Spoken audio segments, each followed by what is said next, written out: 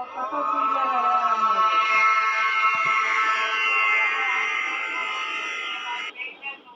सरस्वती नमस्तुभ्यं वरदे कामरूपिणी विद्यारंभं करिष्यामि सिद्धिर्भवतु मे सदा।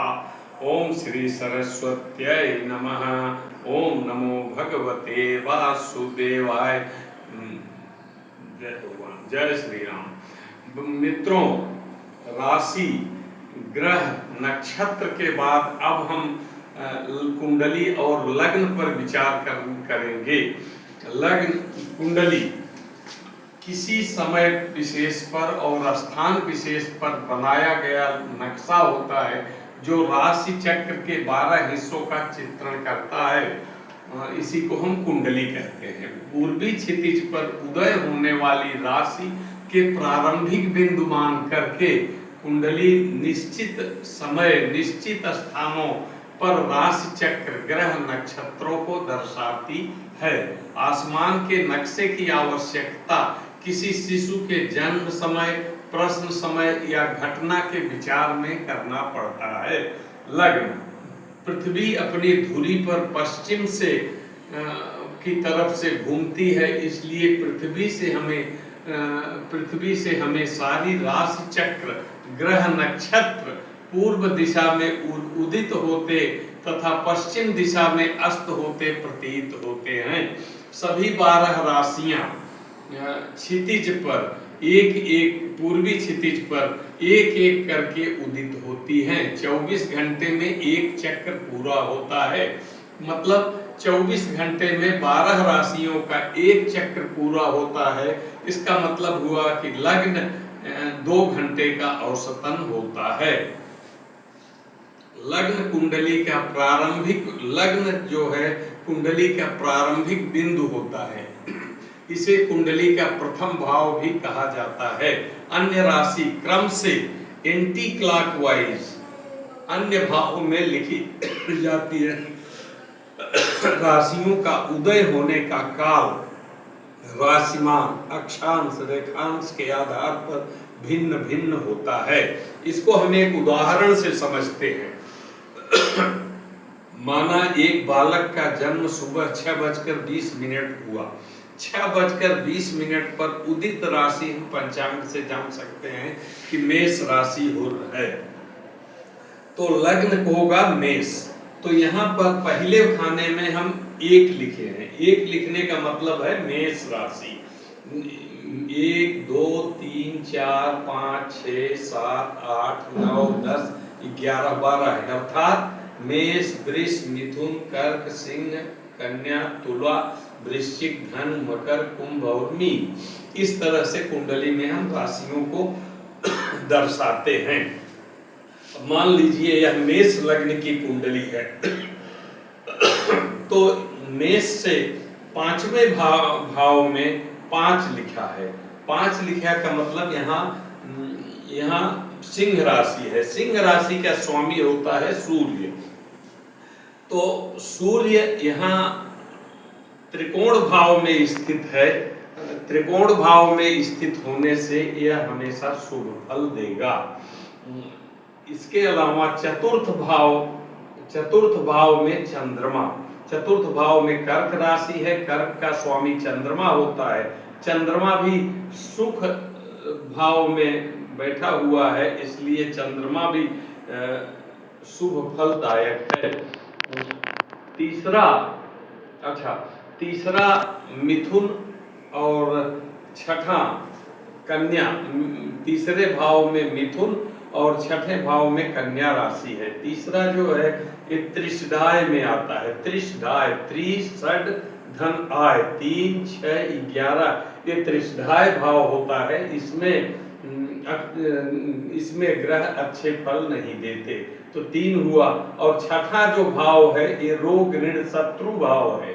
तो 3 और 6 दोनों ही खराब भावों में बुध ग्रह 3 और 6 मतलब मिथुन और कन्या राशि का स्वामी बुध बैठा हुआ है, इसलिए बुध बहुत ही खराब परिणाम देगा। अच्छा, तो द्वितीय वृष, सप्तम तुला। दूसरे में वृष राशि है और सप्तम में तुला राशि है। दूसरा वृष मतलब 2 का मतलब शुक्र स्वामी, सप्तम का मतलब भी शुक्र स्वामी, 2 और 7 यानी वृषभ और तुला का स्वामी शुक्र है। तो द्वितीय और सप्तम में स्वामी शुक्र है, जो मारक भाव माने जाते हैं। 2 और 7 मारक भाव होते हैं, जिससे शुभ फल की उम्मीद हम नहीं कर सकते। अब नवम भाव में धनु, द्वादश भाव में मीन। यहाँ नवे भाव में नवा भाव जो है नवा भाव हमारा त्रिकोण भाव है, और 12वां भाव जो है व्यय भाव, अस्पताल भाव है और मोक्ष भाव है। तो नवम भाव में धनु राशि और 12वें भाव में मीन राशि है, जिसका स्वामी बृहस्पति है। तो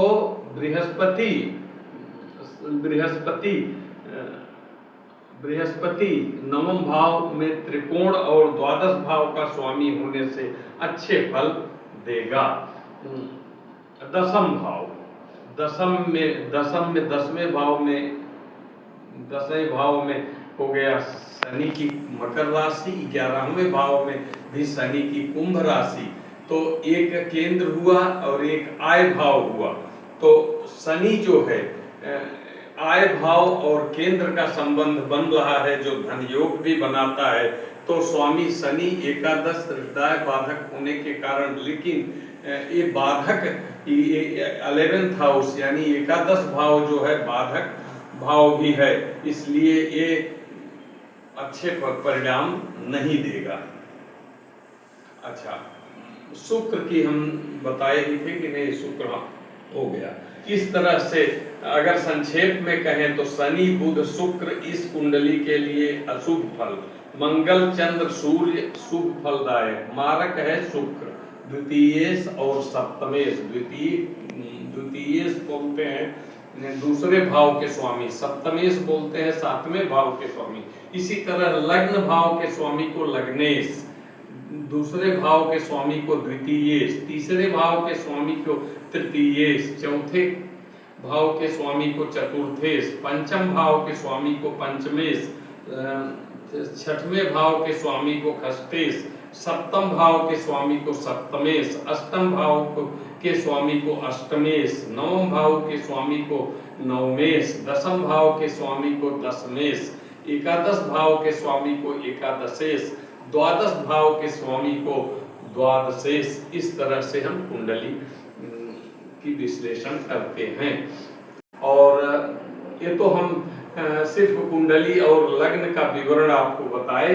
लग्न ज्ञात करने के लिए हमें गणितीय पद्धति से निकालना पड़ता है, जिसमें बालक के जन्म स्थान का रेखांश अक्षांश सूर्योदय के समय में जोड़ा जाता है। इसके लिए कई सारणियों का प्रयोग करके हम गणितीय पद्धति से निकालते हैं। और सूर्योदय, मान लीजिए कोई बालक का जन्म कलकत्ता में हुआ 6:20 पर, और 6:20 पर ही किसी और बालक का दिल्ली में जन्म हुआ, तो दोनों के अक्षांश रेखांश और जन्म समय में बहुत सारे करेक्शन करने पड़ते हैं, क्योंकि सूर्योदय कलकत्ता में जल्दी होता है और दिल्ली में काफी देर से होता है। उस हिसाब से कैलकुलेशन करके, गणना करके हम उसका सही जन्म समय ज्ञात करते हैं। ये तो रहा आज लग्न और कुंडली के विषय में। कल हम भावों के बारे में बताएंगे कि केंद्र भाव क्या है, त्रिकोण भाव क्या है, त्रिशिराय भाव का क्या है, इनके क्या महत्व है, ये हम अगले वीडियो में देंगे। मुझे लगता है कि इस तरह क्रम से अगर आप हमारा वीडियो देखते जाएंगे तो नेचुरली मुझे पूर्ण विश्वास है कि हम सिस्टमेटिक आप ज्योतिष का सामान्य ज्ञान प्राप्त कर सकेंगे। और मैं आपसे उम्मीद करता हूँ, गुजारिश करता हूँ कि कम से कम आप हमारे वीडियो को लाइक, शेयर और कमेंट जरूर करें। कहीं आपको गलती लगे तो हमें सुझाव भी दें, हम उसको सुधारने की कोशिश करेंगे। और इसके अलावा किसी तरह की कुंडली विश्लेषण या किसी और बात के विषय में, मुहूर्त, वास्तु इत्यादि के बारे में जानना है तो हमें हमारे लिंक पर, फोन पर, ईमेल पर कर सकते हैं। धन्यवाद।